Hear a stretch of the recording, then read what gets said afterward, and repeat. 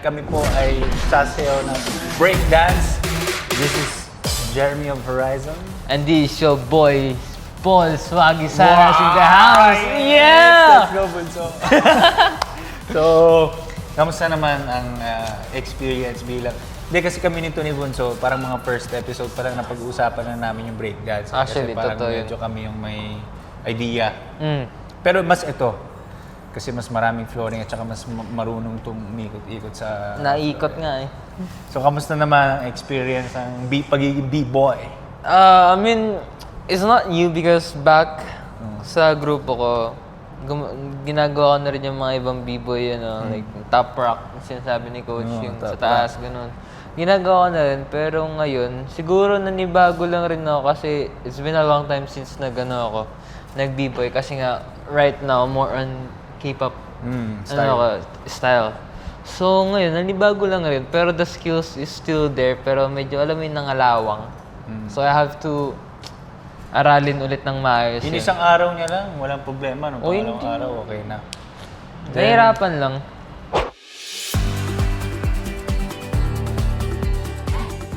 Sige, start na tayo sa choreo. Hintayin lang natin si Paul, si Swaggy. Paul Swaggy. Yan, okay na. Sige. So, first choreo natin, kailangan ko lang maging on point tayo sa groove at saka dun sa gestures natin sa kamay. So, hindi tayo pwedeng palipad-lipad yung kamay. Okay, footwork tayo. We go kick, baba, side. Yan. And then we go forward and side. Yan. So, may groove tayo pa up. Boom. Boom. Yes. Groove natin pataas. Ito. Yes. 5, 6, 7, go. And 1, 2. We go 3 and 4. We go kick. Kick. Yan. Nangyayari sa'yo, nagiging ganito siya. Ha and Dapat diretso. From here, boom. Boom. Yes. Switch. Switch and then twist. Yes. So we go 1, 2, kick and switch. 5, 6, 7, 8, and 1, 2, kick and switch. Maganda rin yung concept namin, guys, kasi ano siya parang hindi siya master o ano no? Master o student, parang mas magkapatid siya, mas magkuya. Actually, ganun na yung parang kinalabasan. Which is, tawag ko naman dito tawag namin sa kanya Bunso. So, tawag ko rin sa kanya, Kuya. May ganung chemistry naman talaga kami nito. So, tingin ko itong dance style na napunta sa amin, swak sa amin dalawa. Swak na swak. Kasi mag-enjoy lang kami dito. Para bang ginawang 100% ang performance. Yun, ganon. 99 lang, 99. 99. Para 0.5. Bigay na natin sa kanila yung 0.5. 0.5.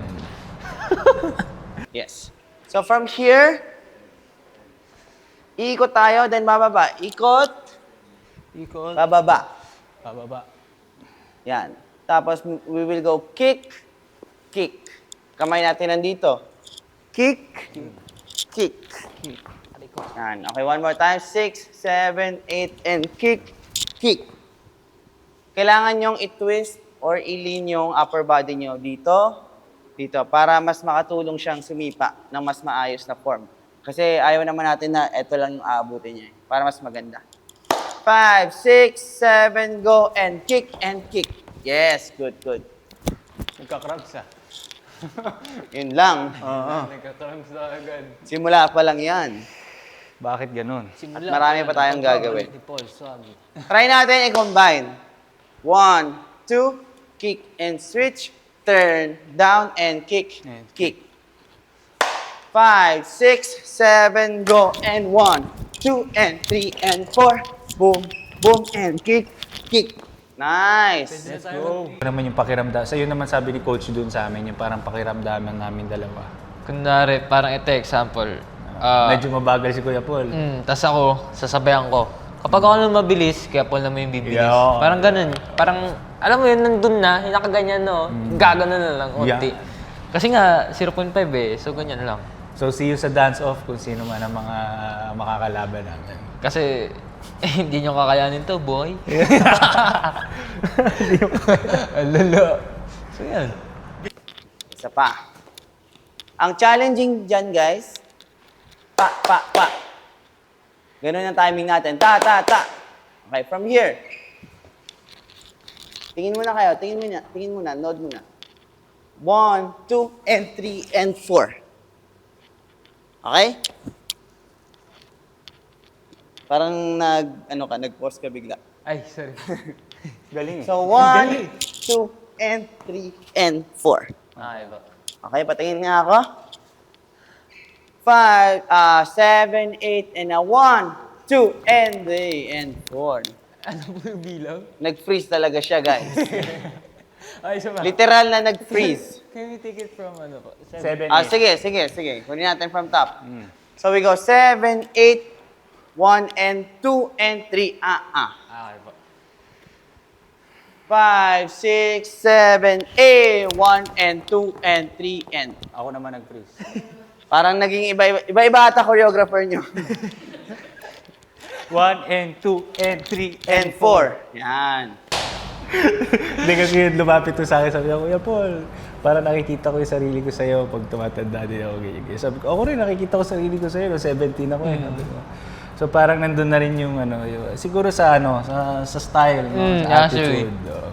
Pero mas mas condition, mas siya, mas prepared nung 17. Kasi nung 17 ako parang ano lang ako eh. Ito mas well-trained. Maaga namulat. Ito, ikaw? Wala.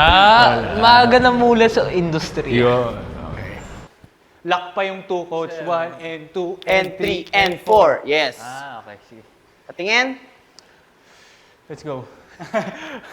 5, 6, 7, 8, 1, and 2, and 3, and 4.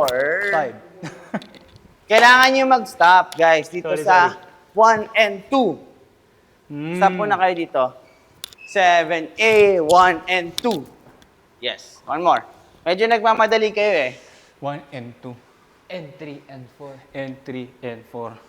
5, 6, 3, 4, 5, 6, 7, 8, 1, and 2, and 3. Let's go!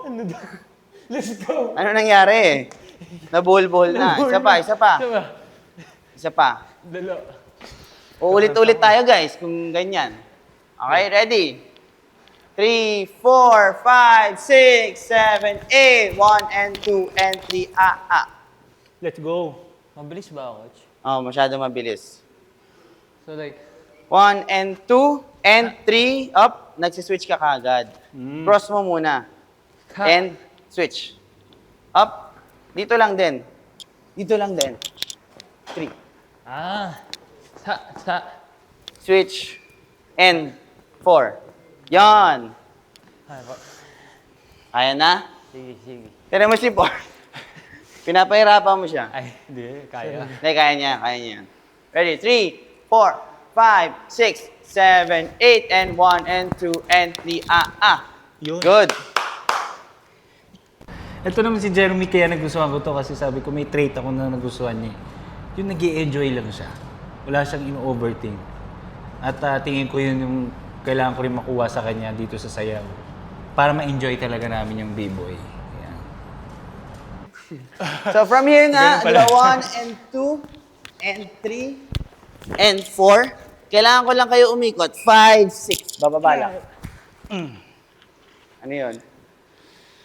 Sakit talaga dito ko, coach. Ano nangyari? Huh? Mali? Oo. Medyo mali. Sige, tayo. Kaya mo tumayo? Hindi Kaya. ba sa muscle yung dito lang? Sakit Dito. talaga. Sa buhat yan, tsaka ano. Oo nga eh. Ito. Mabuhat ka ba, kuya? Dito, body weight din. Guys, kasi lagi nag-workout si Paul bago mag-rehearse. So, joke lang. Pero kasi yung pag may buhat na ng katawan at saka yung sa mga posture. tricks na, may mga ganun na. Yun, sa form. Medyo kailangan talaga gamitin yung kamay. So medyo, siguro coach, hindi ko nagagamit yung parang... Siguro hindi mo siya na-absorb. Oo, Kaya absorb. parang pagka tinukod mo siya, lahat ng force niya na-absorb, na kukuha niya lang. Imbis na parang nagsispring lang siya. And so siguro try mo lang na mas, parang dito sa tuhod. Kumbaga, wag ka sumayaw ng naka-straight, kailangan mo siya i-bend. Same thing dito, kailangan pag tinukod mo siya, hindi siya sobrang straight kasi possible na magulat siya or mabali siya. Pero kaya? Kaya. Ready ah? Kaya. Kaya. Oo naman. Kayang-kaya. Wala lang to, ano lang. Sinumpong lang. Kailangan nyo abangan si Kuya Paul Salas or Paul Swagi Salas sa episode na to kasi dito nyo makikita ang totoong skills ni Kuya Paul sa pagdating sa mga b-boy. At saka tingin ko, sa mga magkakapatid dyan, parang i-enjoy nyo to kasi parang gusto nyo rin gayahin. So I think yun yung up namin sa ibang group para sa breaking dance. So abangan nyo yan. 7:15 Every Sunday at GMA. Stars to the floor.